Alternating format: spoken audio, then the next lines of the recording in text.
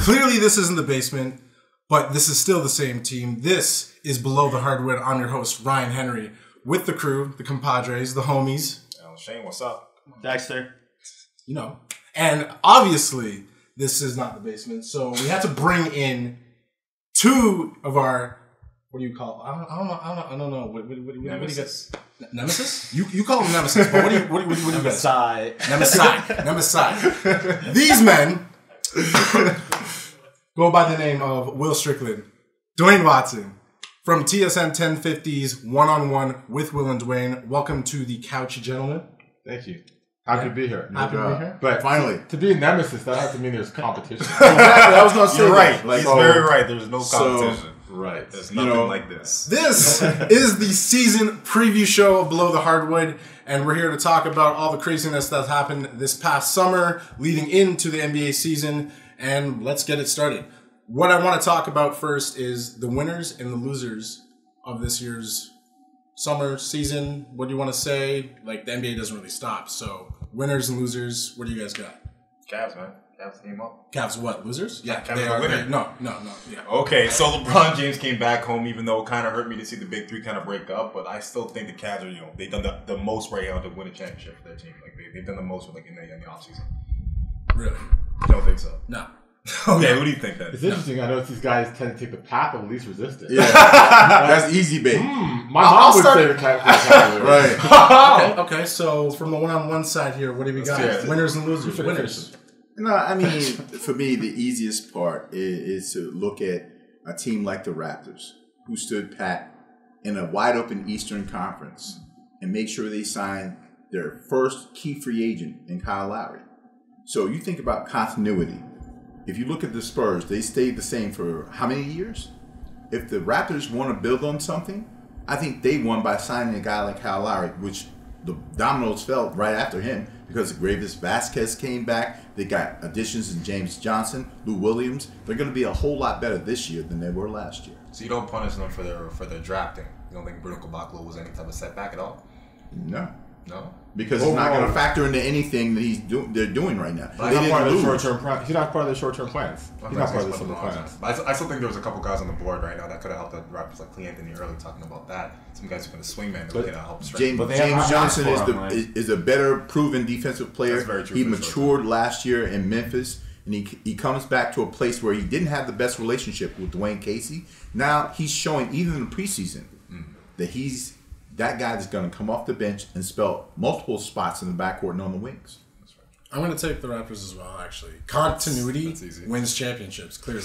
Because look at the Spurs. the same core for the past how many years? And how many championships? Five?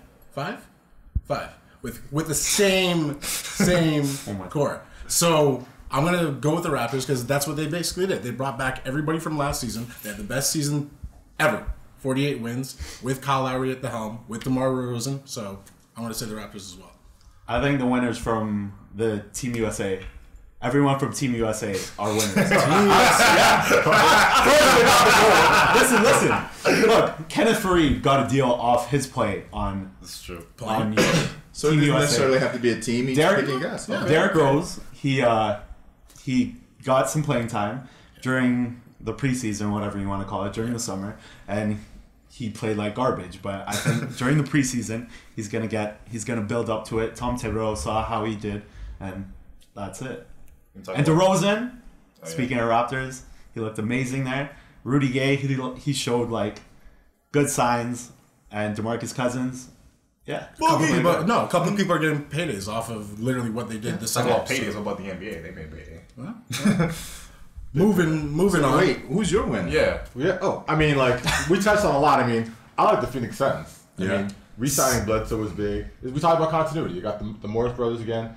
Tyler Ennis they picked up as well, who I don't know if he's going to play. Isaiah Thomas definitely is going to play. They got a lot of depth for a team that just barely missed the playoffs. Doing a lot of Joe Dumars, kind of Isaiah Thompson back. They're guard heavy. Yeah, they're really guard. But they got the other guy. But it's worked for them, though. It's worked. The Morris and Jordan Dragic as well. Yeah.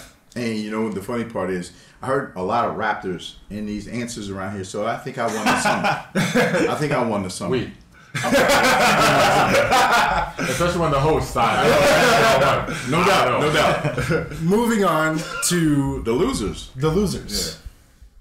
What do you guys got? Losers. Pacers. Obviously.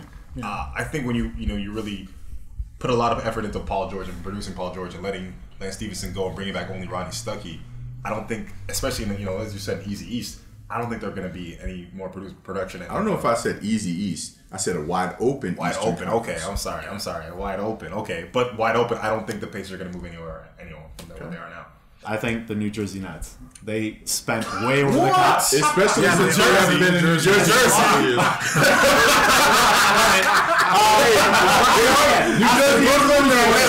Brooklyn Nets. Next are your losers. The Brooklyn Nets. You know what? They're winners and losers. They got Brook Lopez back, which is my comeback, which we're going to talk about later. And yeah, they lost Paul Pierce to Wizards, who are winners as well. I don't even think Paul Pierce is much of a loss for them, to tell you the I truth. think it is. Because like with his spread the age floor. They and what also he was lost doing- Marcus Thornton to Yeah, Boston. Okay. Yeah. So all their outside shooting is basically gone. And they lost a lot of money last year. They're one of the few 3 teams in the NBA that actually came up with a negative, an actual negative loss in the revenue. Big salaries. No doubt. With my loser, I'm going to go with Allen, and I'm going to say the Pacers as well. With Paul George, you basically have no superstar. Like, Roy Hibbert, what is he doing? We clearly saw that he struggled in the last, 2 years to even regain whatever form he had in that one playoff year where he was killing it with the double-doubles and, two blocks per game. So I think it was up to Larry Bird to bring back Lance Stevenson. I think that was an actual fundamental miss up of an opportunity on that right there. I was almost afraid to say this, but I really felt in a way the Houston Rockets were the biggest losers of this summer because they courted Carmelo Anthony, LeBron James, and Chris Bosh. Yeah.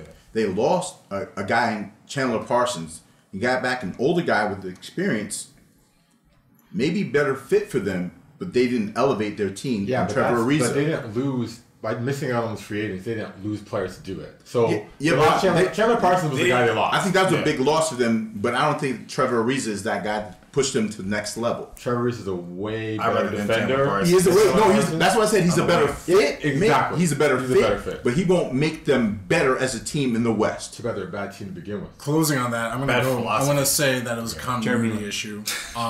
Mark Cuban said it. Houston can't keep their course team. Mark Cuban. They can't keep their core. And continuity wins championships, like I said before. what matters. You got your glue guy. He's only won one championship. They Because kicked the glue guy. They kicked the glue guy, which is Chandler Parsons, off the Houston Rockets, and that's gonna hurt them. Talk about Tyson Chandler when you lost him, then he came back. You lost Vince Carter. But who do they beat? Moving on. So, talking about past, eh? comeback kids, we're talking about people like Kobe Bryant, who clearly did not have the season he wanted to last year, did not play as many games as he wanted.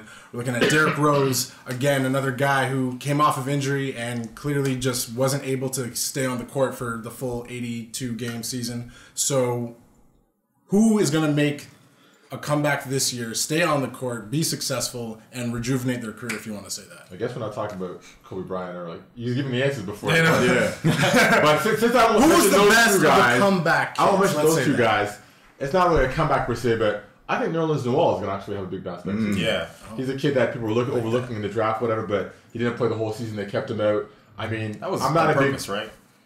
Yeah, it was definitely. No question. I'm not a big fan of Summer League, as Will tell you, but Summer League in preseason, he's playing good basketball, and he's getting a lot of minutes. On the Yeah, minutes, he looks really good. Who I would say, and I think it's going to be a quiet thing, is Atlanta's Al Horford. Because they were a playoff team without him last year, and you have Mike Budenholzer as a coach. They're going to play the Spurs system, and you have guard or forwards like Paul Millsap and a center, and Al Horford's really a forward. But they can pass, they can rebound, they can shoot from the outside. You have flex with that team, and I like that Al Horford's coming back to a playoff team. So Al Horford's my guy. I don't like him, but I'll say Kobe Bryant, man. Even though he selfishly took that deal, I don't think he should have taken that to bring back more different players, But I think this year he's actually hungry and ready, and he's proven it. He's injuring players in practice, trying to prove that his dominance and his reign is, is supreme. Mm-hmm. He injured them just to get more shots. Let's be clear on that. And if you're playing 1-on-5 at 36, Father Time is never lost. Yeah. He's coming back from 2 serious injuries. Kobe's going to be fine, but he's not going to be I'm going to take them to the playoffs. I don't think he's won't going to. happen. I think we're talking about personal stats, or we're talking about the actual team. He's going to get his stats. He's going to get his stats. I mean, he's numbers. going to get I think what Kobe's in it right now too is to break the records that are still there in front of him. I think that's what he's there for. I don't think he understands that he's won enough champions that he needs to. All now is said and done is to beat Michael. He has on the team to help him do it. Yeah. So I think he also knows where he's at in his career, and like he's just trying to mentor everyone. Like Jeremy, don't go that far. Yeah, Wesley Kobe Johnson. Bryant. I don't think Those guys out the Francis already. Kobe Bryant, man, he's the Black Mamba. I don't think there's preseason- not one player on that he's team who he likes. I swear to God, there's not one player. He's been working out with Wesley Johnson in the mornings. This Yeah, is but what I've been that's heard. just for This him is to what I feel heard. good. He's coming up with From the insiders. Wesley Johnson. I got this from Kobe. I know eh? three more Wesley Johnson said that one in the NBA. Direct. Well, my Dexter, comeback your- player is from the Brooklyn Nets. It's it's Brook Lopez. I think he'll be the anchor of the team. I like Lionel Hollins coaching him because he also coached Marc Gasol in Memphis. So I really see him being the anchor and being the Good post choice, guy. man. I am going to stick my head out and say Eric Bledsoe. Because simply, he hasn't stayed on the court long enough to prove that he's worth this, $70-something million $70 million. Contract. So I think this year he's going to do it.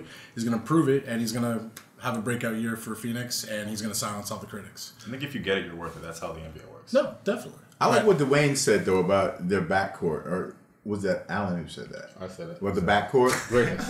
Take credit. My bad. So then when you talked about Isaiah and Joe Dumars and Vinnie Johnson, who you left out, they can play that kind of style because they have those guys in the West, and they'll score a lot of points. Yeah, because Stopping somebody, whole nother thing, and that's going to be tough because all those teams out there can score, but that's what they did last year, was try to outscore the other team. They didn't play really defense. and then make them. It didn't They get them just to made the it to the playoffs. Yeah, Name a team that's ever played like that in the NBA. I agree. I In don't history. think that's a positive way to play basketball. But you know what? They'll make a lot of money selling that idea, and you know. Oh yeah, New Jerseys, everything will sell it all out.